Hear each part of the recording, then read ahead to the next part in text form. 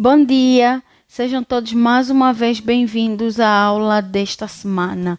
Hoje entraremos no novo capítulo, o número 4, que tem como título O Casamento. Dentro desta primeira parte do nosso quarto capítulo, falaremos sobre a evolução histórica do casamento, a sua natureza jurídica, a promessa de casamento, a capacidade matrimonial, os elementos substancial e de forma e também o consentimento.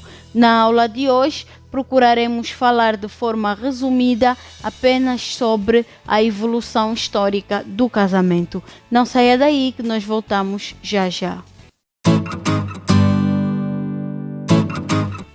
Já estamos de volta e vamos então procurar de forma resumida falarmos ou nos focarmos apenas no primeiro ponto, que tem a ver com a evolução histórica do casamento.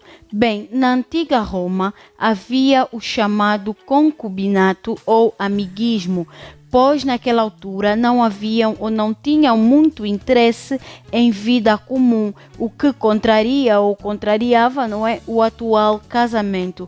Havia aqui o chamado effetio maritales, ou seja, a vontade que as pessoas demonstravam de viverem juntas. Depois temos aqui o período do cristianismo, em que o casamento era considerado como um sacramento, uma vontade divina, e era celebrado pelos ministros do casamento, ou seja, as pessoas que celebravam os casamentos, eram chamadas de ministros do casamento. No século XVI, o casamento passou a ser celebrado pelos padres e as igrejas, ou a Igreja Católica na altura, neste caso, passava a reconhecer a validade e eficácia dos casamentos.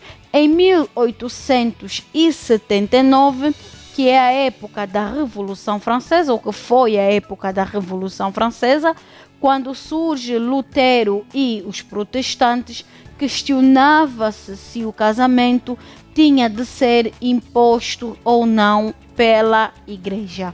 Já no século XIX, o casamento torna-se então meramente facultativo, mas com a obrigatoriedade de ser canônico, ou seja, devia ser celebrado pela Igreja. Caso contrário, o mesmo não seria considerado como válido, ou não seria válido, sendo o casamento civil, neste caso, facultativo.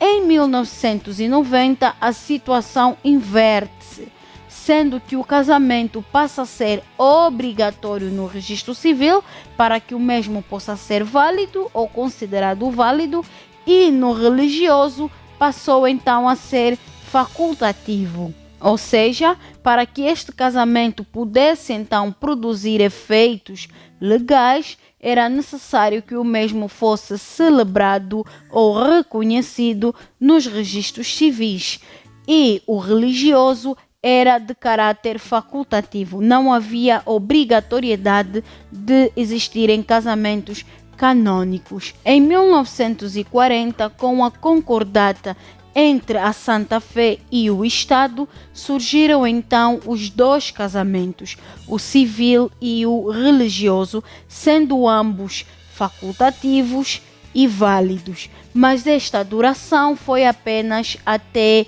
1967, ou seja, de 1940 até 1967. Depois, em 1988, criou-se então o Código de Família, em que decorre apenas o casamento no âmbito do registro civil, tendo em conta o princípio da laicidade do Estado, que está previsto na Constituição, Este princípio nos diz que deve haver separação entre o Estado e as igrejas, em que o Estado não profetiza nenhuma religião. O que nos leva então ao atual conceito do casamento. O casamento é definido como uma união voluntária de duas pessoas de sexos diferentes, ou seja, homem e mulher, tendo como base a convivência e a compreensão mútua.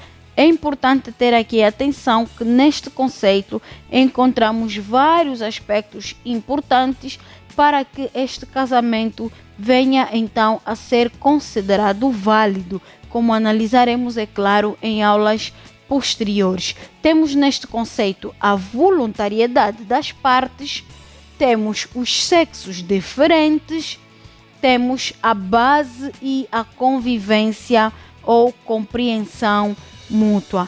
O casamento tem como elemento objetivo a vontade das partes, baseando-se na lei, como objetivo da convivência mútua e comunhão de vida, como nos diz então o artigo 20 do Código de Família. Vamos dar uma olhada neste artigo.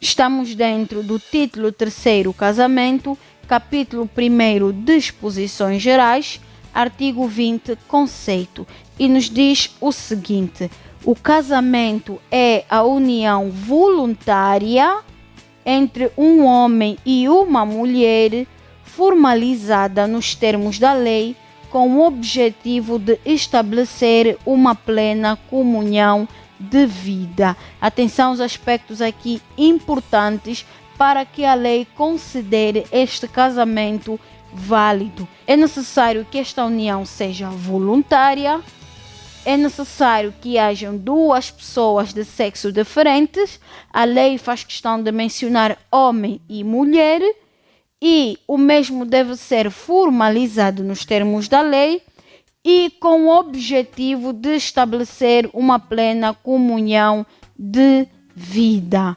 Bem, o artigo 27, então, do Código de Família fala do princípio da laicidade e do formalismo no casamento. Vamos dar uma vista de olhos a este artigo. Artigo 27 do Código de Família tem como título Validade do casamento e diz-nos o seguinte: o casamento só é válido quando celebrado perante os órgãos do registro civil ou reconhecido de acordo com as regras da presente lei. Ou seja, se o casamento não for celebrado de acordo à regra ou ao Código de Família, o mesmo não será considerado como válido. Vamos dar uma vista de olhos ao artigo 34 do Código de Família, que nos fala sobre os intervenientes no ato do casamento. Artigo 34 tem como título Intervenientes no ato de casamento e diz-nos o seguinte: no ato de celebração de casamento é essencial a intervenção, a linha A, dos nubentes, podendo um deles ser representado por procurador, a linha B, do funcionário do registro civil, a linha C, de duas testemunhas. Ou seja, estes são as pessoas que devem obrigatoriamente estarem presentes no ato da celebração do casamento. Se um dos nubentes por algum motivo se ausentar, poderá se representar por procurador. Analisaremos mais à frente o que é que o procurador nos quer aqui dizer. Vamos olhar para um aspecto muito importante mencionado no artigo 35 do Código de Família, que tem a ver com o mútuo consenso, ou seja, a declaração de vontade de se casar, não é?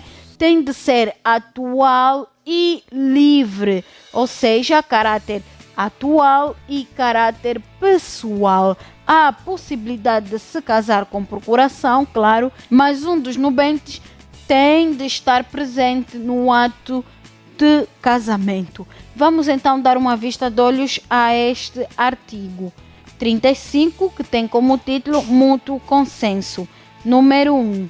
É essencial para a validação do casamento que cada um dos nubentes manifeste de forma expressa, atenção, manifeste de forma expressa a vontade de contrair casamento com outro nubente.